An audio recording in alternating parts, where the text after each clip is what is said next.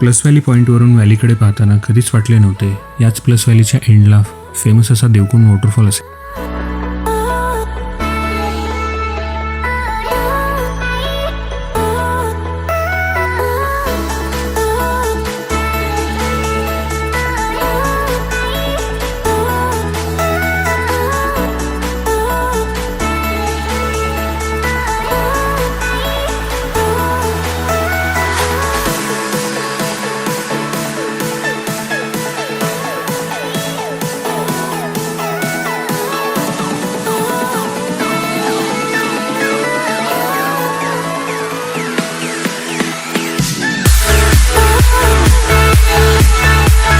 Devkund trek हा पुणे आणि मुंबईवरून सहज एका दिवसात करण्यासारखा ट्रेक आहे. आम्ही या ट्रेकची सुरुवात पुण्यावरून केली. पुण्यावरून पिरंगूट, मुळशी, मग तामिनी असा प्रवास करत देवकुंडच्या बेस विलेजला पोहोचलो.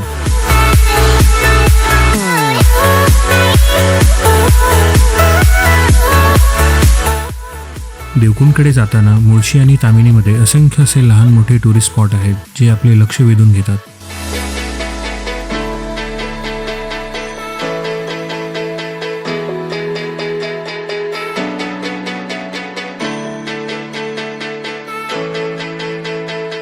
भीरा देवकुंडचे बेस विलेज हे टाटा हायड्रोइलेक्ट्रिक पॉवर प्लॅन्टसाठी प्रसिद्ध आहे.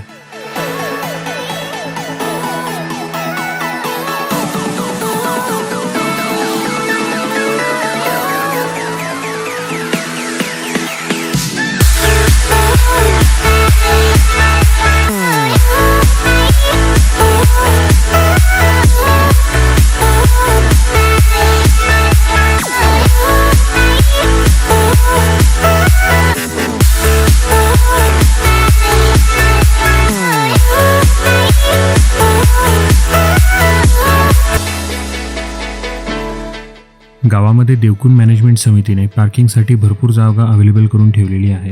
येथूनच देवकुंड ट्रेकची सुरुवात होते. हा ट्रेकचा पूर्ण रस्ता गर्द झाडीतून जात असल्यामुळे सहसा या ट्रेकमध्ये उन्हाचा त्रास होत नाही.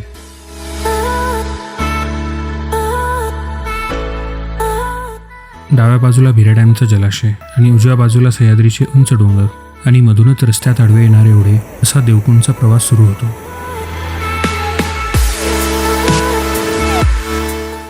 भीरा गावापासून देवकुंड वॉटरफॉलचे अंतर हे अंदाजे 3 ते 4 किलोमीटर आहे आणि साधारणतः देवकुंडला पोहोचण्यासाठी 2 ते 2.5 तास वेळ लागतो. भीरा डॅमचा जलाशय थोड्या वेळाने आपली साथ सोडतो व त्याची जागा कुंडलिका रिव्हरचा मुख्य ओढा घेतो. ओढा पार करण्यासाठी गावकऱ्यांनी लाकडी पूल बनवला आहे आणि यासाठी गावकरी प्रत्येकी 10 रुपये घेतात. काही हौशी पर्यटक गावकऱ्यांच्या मदतीने ओढा दोरीच्या सहाय्याने सुद्धा पार करतात. पाण्याचा प्रवाह वाढल्यावर ओढा पार करण्यासाठी लाकडी पूल हा एकमेव पर्याय उरतो.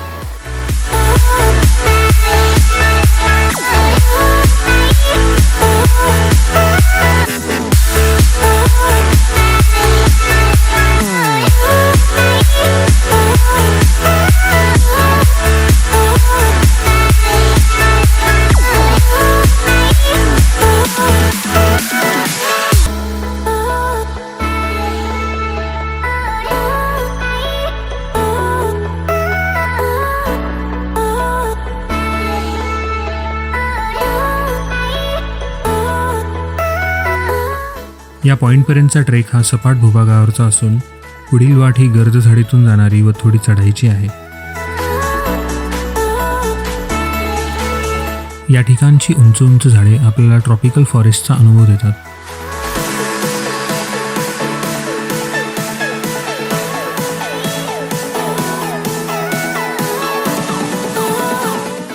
देवकुंडच्या शेजारील वॉटरफॉलवरतील दगड हे कधीही घसरू शकतात, त्यामुळे या वॉटरफॉलच्या खाली जाणे टाळावे.